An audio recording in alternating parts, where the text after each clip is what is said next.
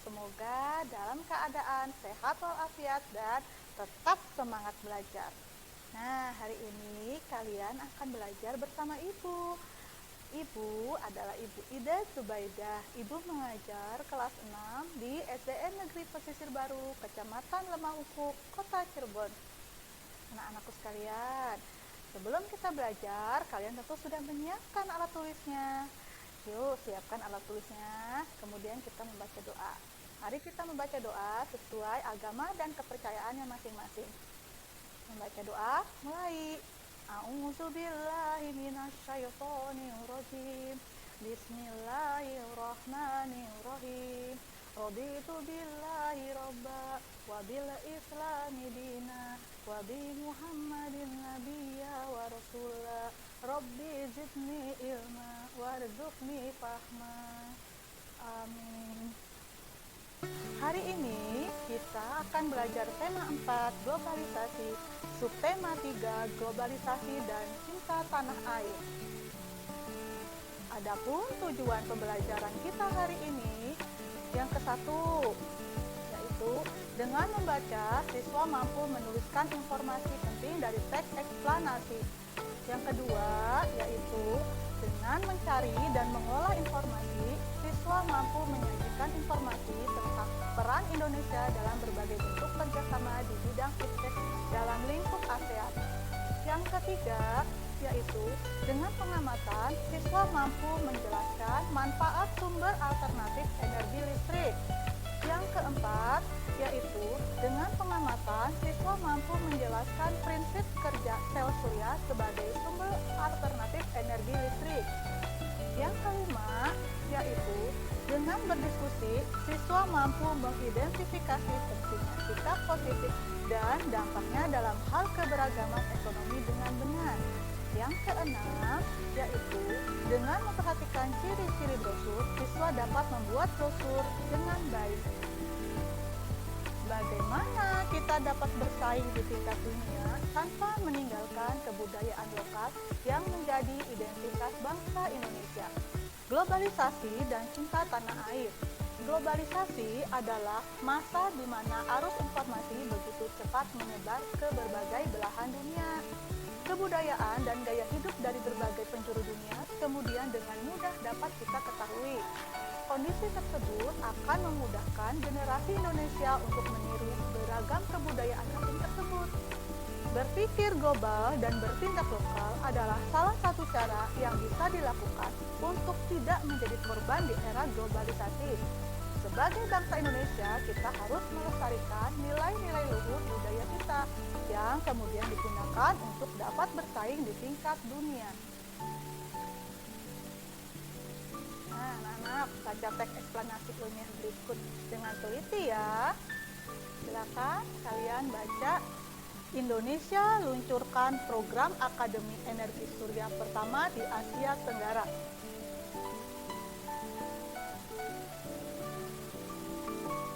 Nah, informasi penting apa dari setiap paragraf teks tersebut?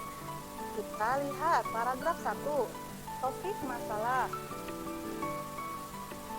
Peluncuran Solar Akademi pertama di Asia Tenggara oleh Departemen Teknik Elektro Fakultas Teknik Universitas Indonesia (FPUI). Paragraf kedua, deret penjelas bahwa sel surya merupakan lempengan tipis berbahan silikon yang mampu mengubah cahaya matahari menjadi listrik. Yang kedua, lempengan sel surya yang telah diberi muatan positif dan negatif dapat menghasilkan listrik jika terkena cahaya. Yang ketiga, karena biaya pembuatan lempengan silikon cukup tinggi, membuat penggunaan sel surya masih kecil, seperti pada peralatan elektronik atau sebagai sumber listrik di daerah yang belum dijangkau listrik. Paragraf 3, simpulan dan pesan atau pendapat pribadi penulis, yaitu pendirian Akademi Surya oleh UI diharapkan dapat menjadi masalah krisis energi akibat kebutuhan energi era globalisasi yang semakin besar. Sel surya dapat menjadi energi alternatif pengganti bahan bakar fosil karena bersih, aman, dan tersedia tanpa batas. Bagaimana bentuk kerjasama Indonesia dengan negara-negara Asia Tenggara tersebut di era globalisasi ini? Bagaimana peran Indonesia dalam kerjasama tersebut? Nah, anak-anak, kerjasama Indonesia dengan negara-negara di Asia Tenggara di bidang sosial budaya di masa globalisasi. Di sini ada bentuk kerjasama dalam bidang ilmu pengetahuan dan teknologi. Antara lain, yang pertama, pembentukan ASEAN COST, ASEAN Community on Science and Technology. Yang kedua, mendirikan organisasi SEAMEO. Yang ketiga, mengadakan pertemuan ASEAN CRIS. Yang keempat, memajukan ilmu pengetahuan dan teknologi ASEAN. Adapun peran Indonesia dalam hubungan kerjasama dengan negara di Asia Tenggara dalam bidang ilmu pengetahuan dan teknologi, yang pertama, sebagai berperan dalam pembentukan ASEAN COST. Yang kedua, menjadi anggota aktif SEAMEO. Yang ketiga, menjadi tuan rumah pertemuan CRIS. Yang keempat, bersedia berbagi fasilitas antar negara anggota untuk perkembangan iptek. Yang kelima, melakukan pertukaran pelajar. Nah, dari sini kita dapat mengetahui anak-anak bahwa di era globalisasi ini semakin banyak teknologi canggih yang ditemukan. Hampir seluruh penemuan tersebut menggunakan energi, khususnya listrik. Namun, akhir-akhir ini pasokan listrik semakin berkurang akibat semakin menipisnya sumber energi untuk memproduksi listrik seperti minyak bumi, gas, batu bara, dan panas bumi. Salah satu cara yang dapat kita lakukan adalah mencari sumber energi alternatif yang bersih, aman, bebas polusi, dan selalu tersedia tanpa batas. Salah satu bentuk energi alternatif tersebut adalah sel surya. Nah, kamu telah membaca sedikit informasi tentang prinsip dasar dari cara kerja sel surya. Lihat di sini ya, sini ada gambarnya. Ketika panel surya terkena cahaya matahari, muatan positif dan negatif pada lempengan silikon panel surya akan bertemu. Hal ini kemudian menghasilkan energi listrik.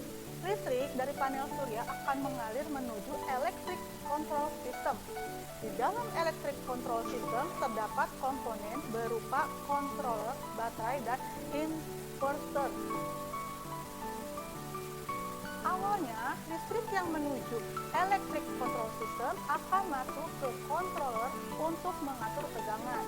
Controller ini juga berfungsi untuk memutus arus listrik ketika baterai sudah penuh.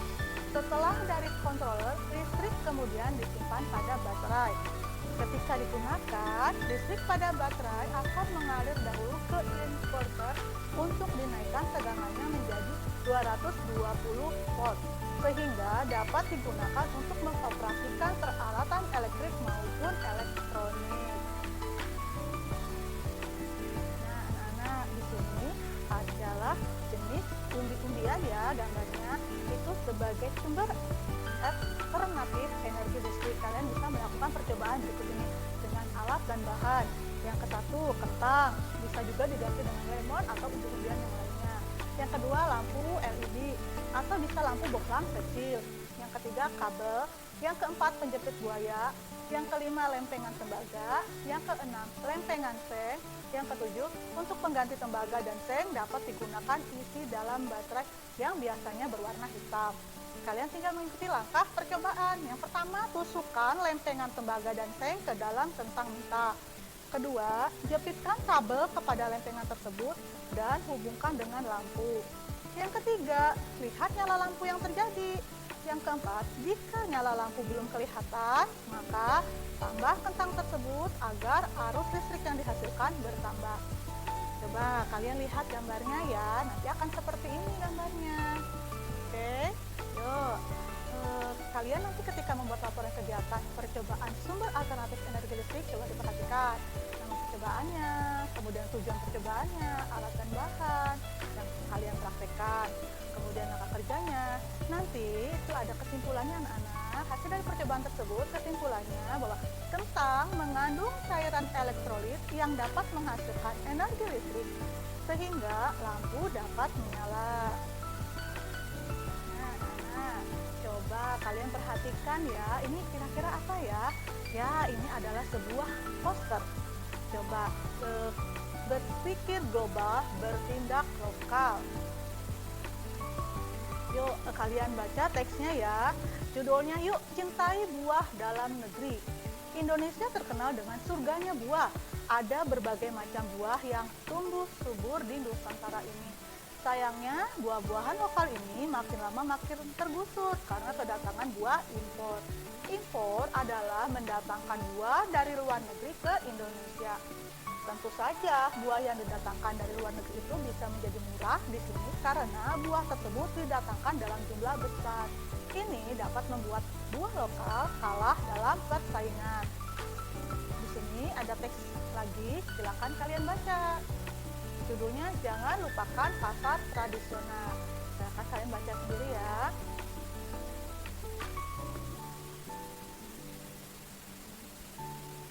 Nah, ini pun ada teks berikutnya. Judulnya Mari Gunakan Produksi Dalam Negeri. Silakan ya kalian baca kembali.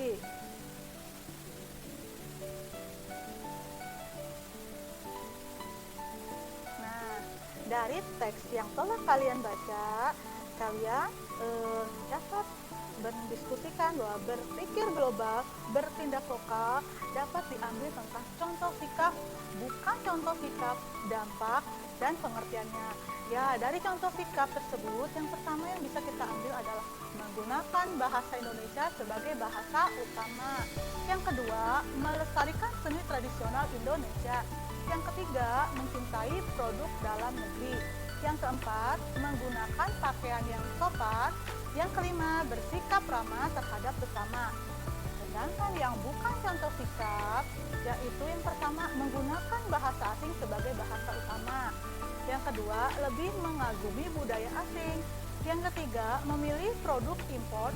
Yang keempat, menggunakan gaya pakaian yang terbuka.